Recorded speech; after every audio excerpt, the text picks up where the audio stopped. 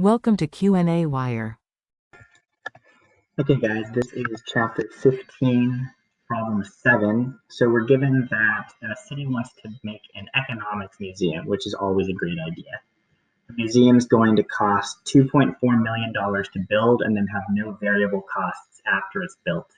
The town has 100,000 residents and each has the following demand curve where the number of visits equals 10 minus the price. So the first part, we're told to graph the museum's marginal cost and average cost curves.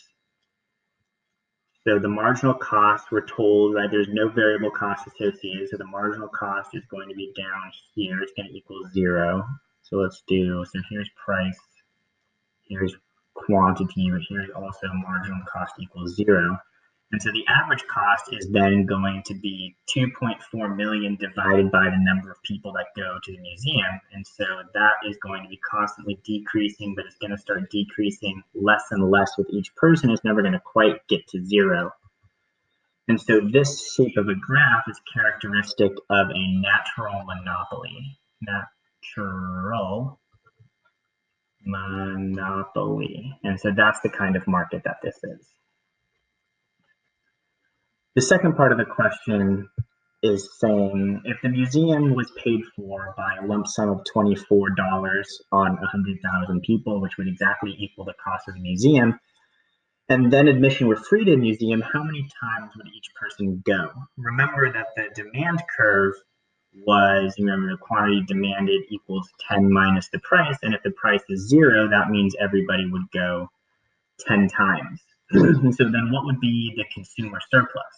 Remember that consumer surplus is the difference between a person's willingness to pay and how much they actually have to pay.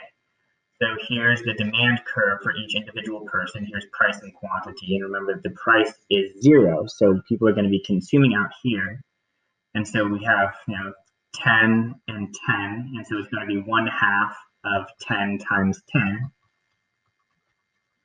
And that's going to equal 50. So the consumer surplus with a the consumer surplus lump sum tax is going to be 50 minus the cost, which is 24, which is going to equal 26. So the total consumer surplus will be 26. The third part is saying if the museum now charged a fee, what's the lowest fee that it could charge without losing any money? And so to do this, we're going to do a quick chart. So we're going to have price, we have quantity, and then we have total revenue. Remember, there's no marginal cost. The cost is just a 2.4 million fixed cost. So if we charge the price of $2, remember the demand curve is 10 minus P, so people will demand 8, and each person will demand 8, and there are 100,000 people. That will give us 1.6 million. If we charge a price of 3, they'll demand 7, and that'll be 2.1 million. If we charge 4, it'll be 6 for 2.4 million. And then our museum will be paid for. So the minimum amount that they can charge is $4. The next part asks us, with the break-even point we found in part C, which remember was $4, the break-even point was $4. What is the consumer surplus? And are consumers better or worse off? So again, remember, here's the demand curve.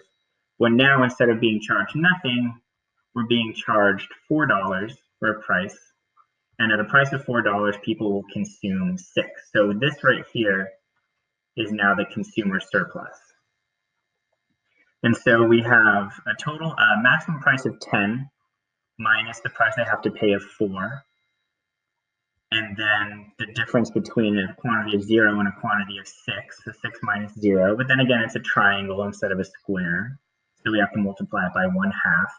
And so that's going to give us 0.5 times 6 times 6 equals 36 divided by 2 equals 18. And so there'll be consumer surplus of 18 if they charge a fee. But remember that there was a consumer surplus of 26 when they just used a lump sum tax. And so consumers are going to be worse off if they pay a fee. Excuse me. The last part of the question then asks, in the real world, why might we want to charge a fee? If the consumer surplus is less. There are a couple considerations. The first is that there are probably variable costs, right? The assumption of no variable cost is really unrealistic. If the museum's really busy, you need extra security, you need extra people in the gift shop, you need extra people selling people admission tickets. Also, if a museum, a very popular museum, were completely free, it would probably be too crowded for anybody to actually enjoy themselves. And so even a small fee is a good way to keep it so that only people that are really going to enjoy the museum are going to go to the museum. So this was chapter 15, problem 7.